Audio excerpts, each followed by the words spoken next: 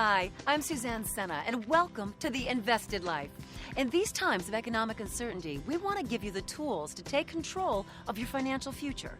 So we went out and found people just like you and matched them up with some of the most well-respected financial coaches from across the country with one goal in mind: helping you manage your portfolio and reach your retirement goals. As we travel across the country, we'll bring you the compelling, inspiring, and ultimately hopeful stories of Americans dealing with the day-to-day challenges that affect us all.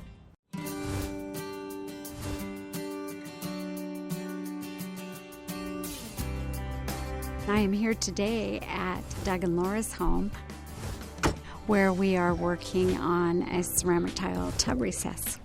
Hey Keith, how are you doing? Mary's here. Oh, hi Mary. Mary, my niece, came along with me today for me to get a chance to show her my thinking process. So that's why we chose to do the little panel that Keith's working on right now.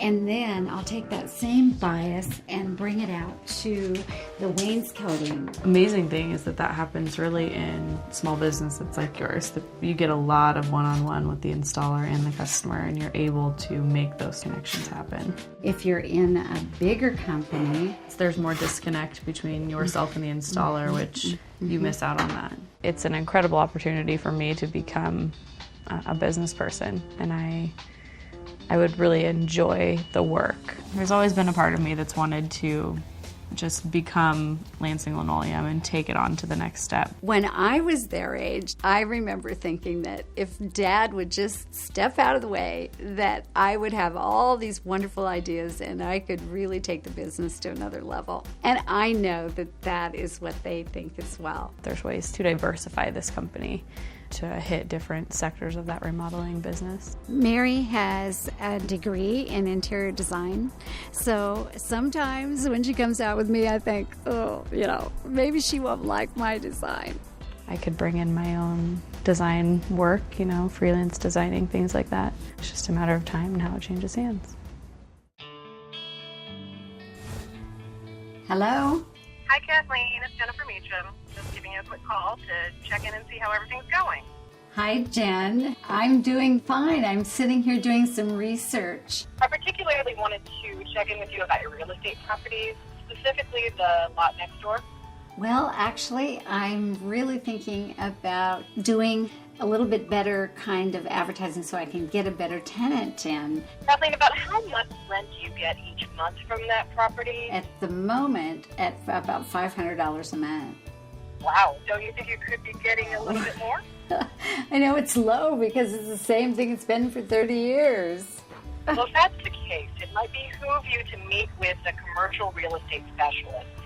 Now, that is a very good suggestion. I would like that very much. I'm meeting with a commercial real estate specialist to get some ideas about what I could do with the lot next door to the store. I'm David Jones. I'm with the David Jones Group. We specialize in residential, commercial, and international sustainable real estate. Lansing has a phenomenal location that fits in very well with this neighborhood and has a lot of opportunity for growth and development that's kind of unique in Portland. One of the neat things about your property is you own almost half of a city block in an area that has been developing consistently over the last 6 years. So what I'm seeing is a really kind of exciting upside of what this place can become. So some of the businesses that might work well, especially if you're doing a mixed residential commercial space, mini storage might be a really good business for a residential mix. Let me see what you think about this. If I built something to lease for a space for a compatible business to mine, like paint or wallpaper. Yes, in fact, that was one of the other ideas we had come up with, which was specifically sustainable building materials. Your product fits in with what new homes and existing homes that are going remodeling are choosing because of environmental reasons, sustainability reasons, and life value reasons.